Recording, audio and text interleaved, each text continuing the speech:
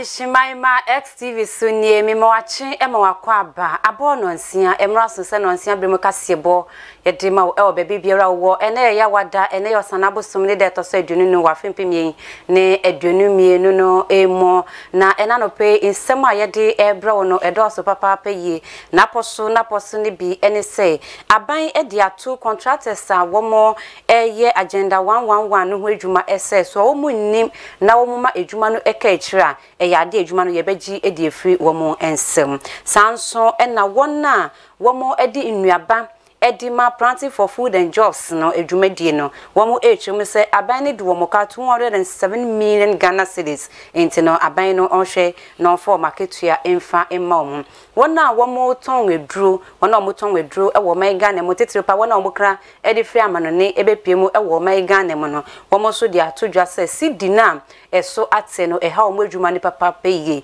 enti aban ne hwe no wonye bibi emfa ho ehumesua eka ho apomodin eka ho bi ne nyina di ebra wo se anopa no nsia kase e wo XTV eso ubehu me live na no pay e wa be fotintan kase ne so Facebook XTV GH mesraw wo hwe no na wo like na wo comment na wo share mafoforo so esa etimi asobeso oba pa me visa kosi ate enmidin afejibre na memfa kase boede wo mu ankasa emfamo Eye wopani a wono eneye futusamfo edema wo mampeni wono eneto abanefo ebano apomodi hu nsem a odnidin di Dr. Anthony Insia Esare wode atodwa ese aban no enya di a wobeka echi kura se wona contractors a womo eye edwuma no ewo agenda 111 hospitals a o mampeni di atodwa se wobesie no se wonim na woma edwuma no eka echira eyade a appointment no womo ebe cancel Dr. Insia edi atodwa ese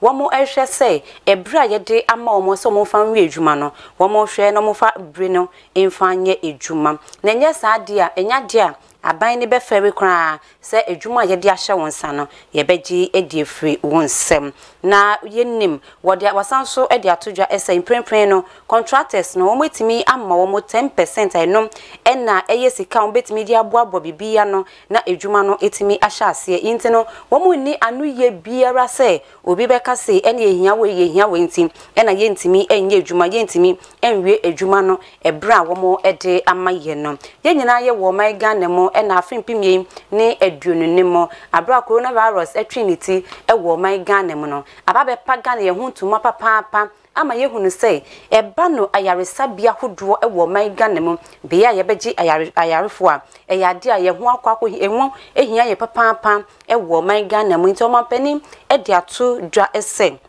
ansa no befi aban mo afimpimie ni adwonunum a obeka se wo free aban mo no wo behwe se wo besi ayaresabia maako oha ni edu baako na enum no wo besi maako eye oha eni baako ewo eye district mensi ni nyinemo na edu no wahwe eye mantem bia womu ehia yaresabia pa na wetimi esisi bi ewo ehonom na enum ene wo mampeni se we eye ne ade hu so obehwe na Ghana fo nyinavra eba na ayarehwe papa wombenya bebe etimi akwakwaji ayarehwe ankasa na enomo ena wosanso ede atodwa se sa agenda 111 ya womo ede ato hono womo ehwem se womo disikabotre eye $100 million ena womo etimi ede ahyedwumedie no ase na womo ehwem se ayaresabia biara ebeji sikabotre eye $16.88 million na sa $16.88 million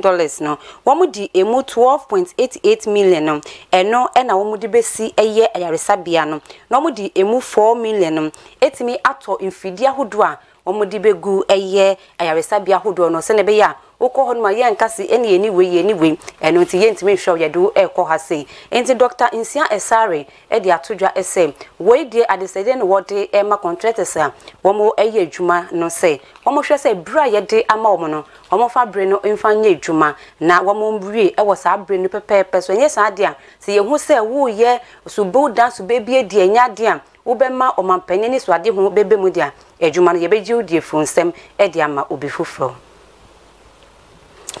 Yanto kase no so na yenko yenim penny power no eneda National Seed Trade Association of Ghana eye kobina edu jemfi wono so edi atodwa say abanhihye ya wode aba planting for food and jobs say edua niama yenya edwuma na yesan so enya eduane edi no eyade a womo ena edi enuaba hodo a yede emekuafo no ansena po mo kodua no womo ena edi enuaba no emma omo na so akwakoye o how kese pa de ma omo esa ne say beye womo di womo ka planting for food and jobs dwumedi no womo edu womo ka 207 million Ghana cedis a womo hwe enim sa aban no edi be ma womo enye sa eyade edi o how papa ebeba no mpo no amafo bebre say endi jama eno na planting for food and jobs no ye hu su bio ye ni bebi a akwa akodri opani echem say eka egbo ho inti aban ni hwe no wontua womo ka. Quite a good chunk of our members are smallholder farmers. And it's quite important for their operations. I mean, for our operations. And so delayed, it goes over a period of about 18 months like that. It's quite stressful. Indeed, I'm not too sure quite a number of them are going to produce this year. Though our colleagues in the northern sector who have only one season are in the middle of production. Those of us in the southern sector are in the second cycle when most of our members do the certified seed. And already the economic crunch is hitting us hard. People have to scale down production acreages. And so compounded with the delayed release of cash, it's tough. The agri sector is also the least attractive to financial institutions to even give bridge or temporary funding. So we don't get it. And so we depend on our cash flows from our operations, to internally generate funds to drive our operations. And so it's hurting us badly. If it continues like this, I'm sure many members will probably shut down.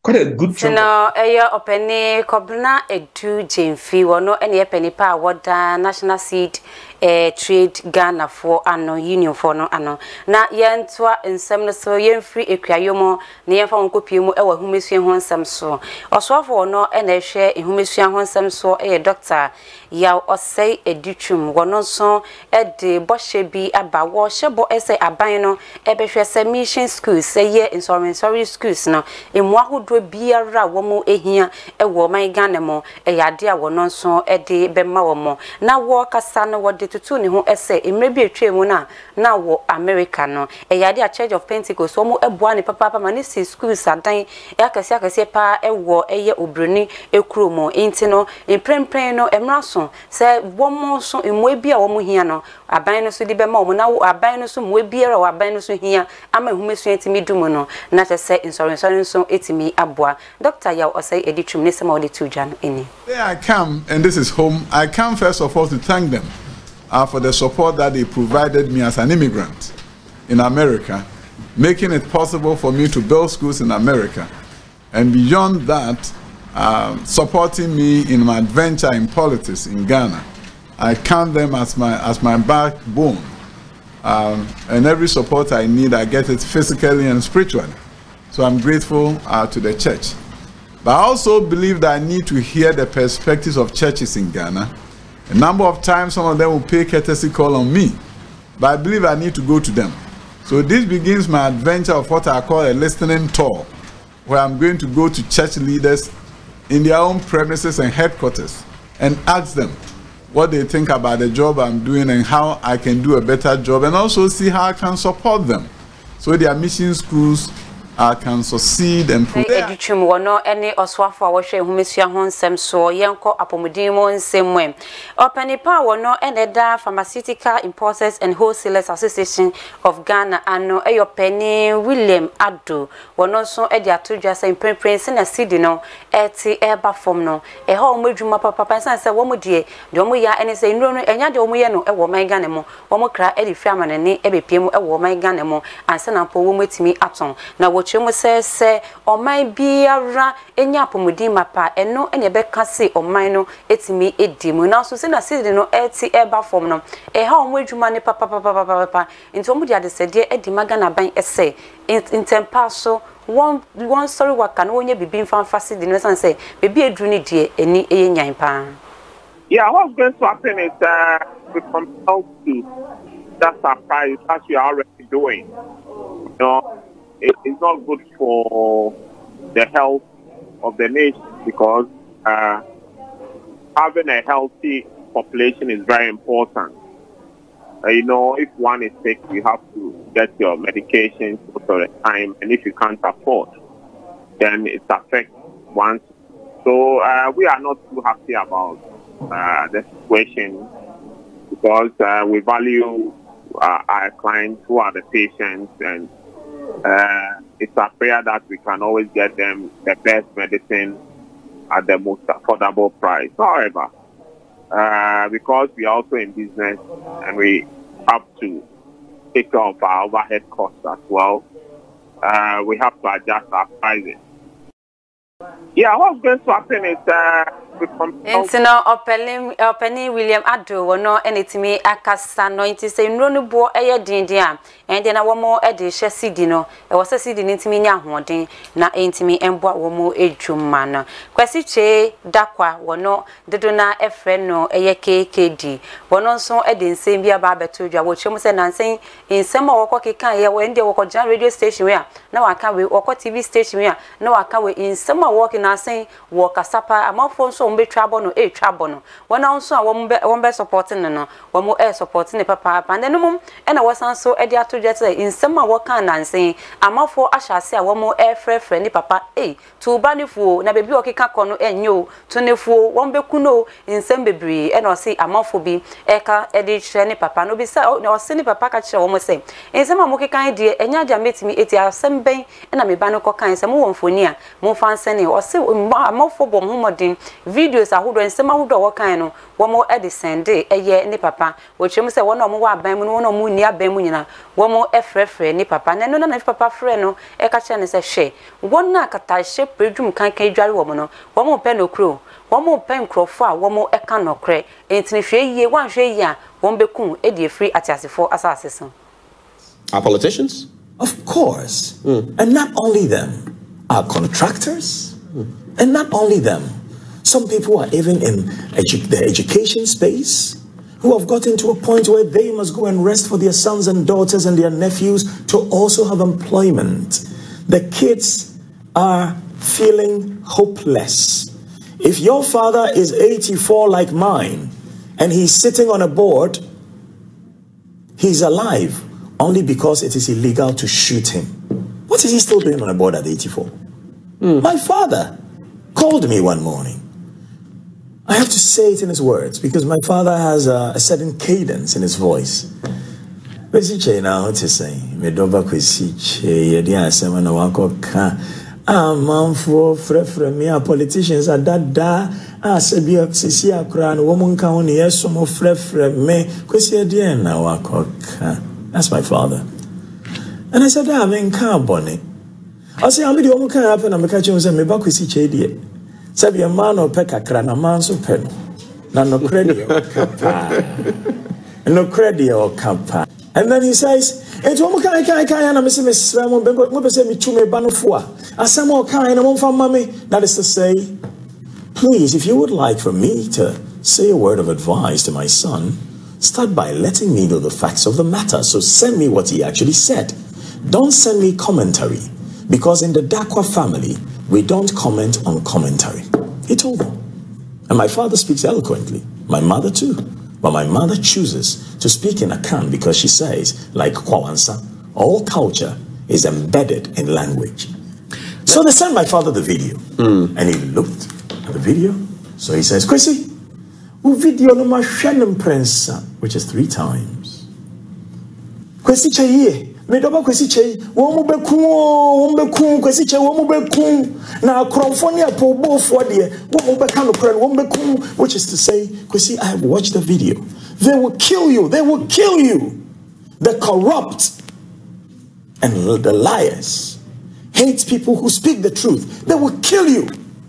But kwesi chei, my advice to you, all you said is the truth, so continue. Now that's wow. No, and wechi ena central for bisa ne say nti wo papa kan sai photo we edema no say no won se na niam e ko na wo so wo nkwa na wo se wo no won so bia. No. You know what? I've enjoyed too much of life. I have had happiness And I've had the lower version of happiness, which is pleasure.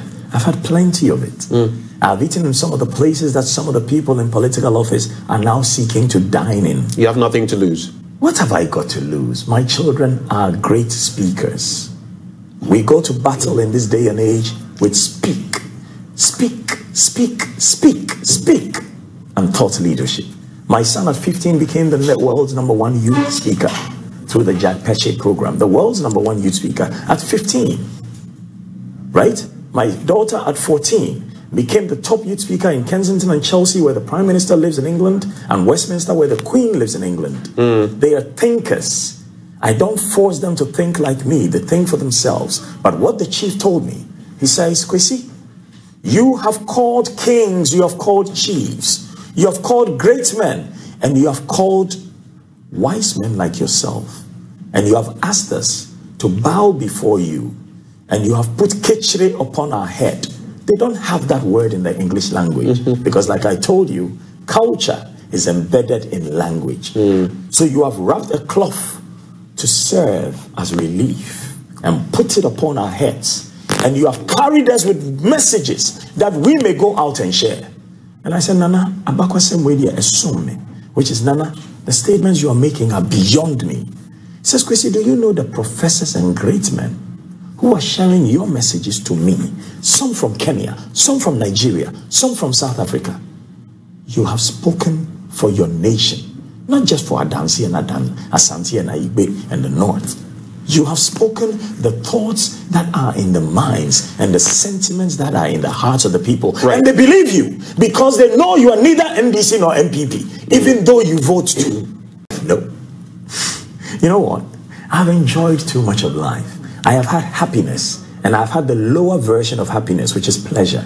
I've had plenty of it.